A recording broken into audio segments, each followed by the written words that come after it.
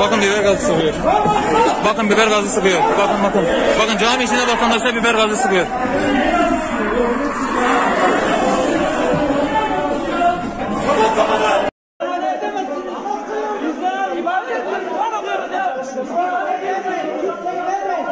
Kur'an okuyoruz ya.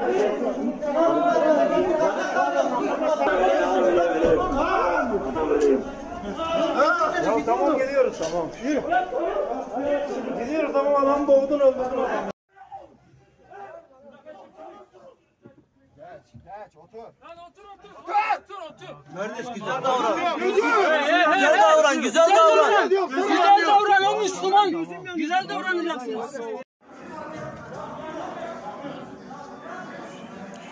Arkadaşlarımızı zorla götürüyorlar. Nahreyle beraber.